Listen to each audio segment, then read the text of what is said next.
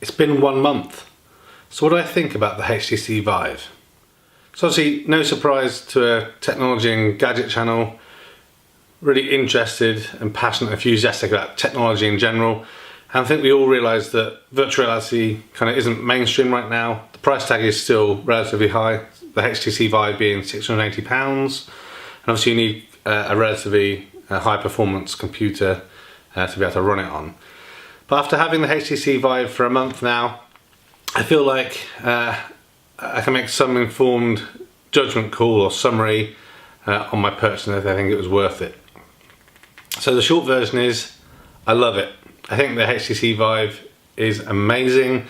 Not sure if any of you guys have read the Ernest Cline book, Ready Player One. And it kind of takes a step in that direction for what that book was about. So living and being immersed in a virtual world. One of the kind of current complaints from people is about the fact there isn't any really long feature length games. A lot of these games are early access games or demos or experiences, so not something that you're going to kind of sink like 20 hours of gaming into.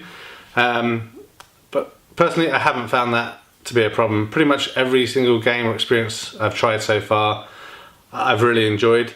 I think something that's kind of more of a testament to kind of how far VR has come, you know, in many years since it was just more of a concept, is every single person that's had a go on my HTC VIVE has kind of been blown away by the experience. So that's younger and older generation.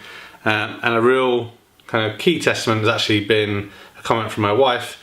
Obviously, she's aware that I spend probably far too much money on gadgets and technology, but her words for the HTC VIVE were, "This is the best gadget you've ever bought." So I think that kind of says quite a lot about the experience, the immersion and the enjoyment people can have from virtual reality. And I think also with the added benefit of room scale with the HTC VIVE. So have a reasonable kind of play space here. I think it's about 2.5 meters by 3 meters, so a good area to walk around in and experience VR firsthand. Obviously the VIVE hand controllers also play a big part, and also just the fact of how accurate they are. So that 1-to-1 ratio of when you're moving your hands in a certain way, that is 1-to-1 replicated in virtual reality. So you could, you know, throw the controller up in the air and catch it again without any problem. I also haven't really experienced much issue with vision in virtual reality. So as I mentioned in a different video, other people have complained about blurriness. I haven't experienced that myself. The one thing that I have experienced is obviously with the Fresnel lenses, a slight bit of haloing, and that's a combination of obviously how the lens is and the brightness from the screens, and a little bit of reflection there. But as long as you really don't focus on it, you don't really notice it. So definitely not a showstopper at all. So I'm really excited about what the future of VR is going to be all about, especially as it becomes more mainstream and people invest time and development into these games and experiences. As much as I love gaming, I think something that's going to be really good in virtual reality is those experiences or immersion. So whether that be you playing a part in a movie, being on a set, being in environments that you wouldn't normally be able to go to.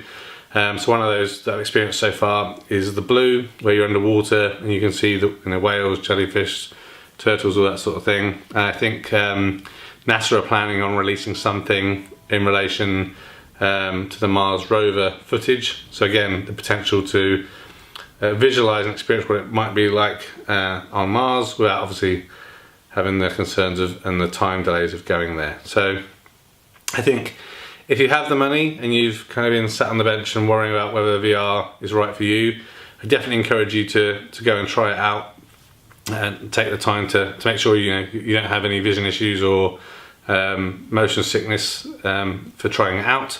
But I really recommend the HTC VIVE. I think it's worth the money. I think it's an enjoyable experience. It's really immersive. As I said before, I've spent over an hour in some games with no issue at all. The only one, obviously, some of the games can be quite physical, so you do get hot, and there's obviously a bit of sweatiness around the padding of the glasses. But so far, everything seems robust, everything's working well.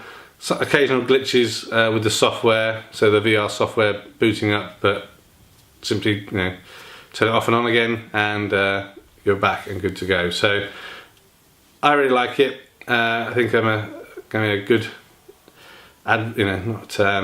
advocate of virtual reality, and I encourage you all to at least try it out. So if you've got a friend or there's a local store that has it, go and experience it, see what it's like for yourself, and I think 9 times out of 10 it's going to exceed your expectations. So big thumbs up from me for the HTC VIVE, really enjoyable, good product. Go and try one now. If you like these videos, please like, subscribe and share. Bye for now.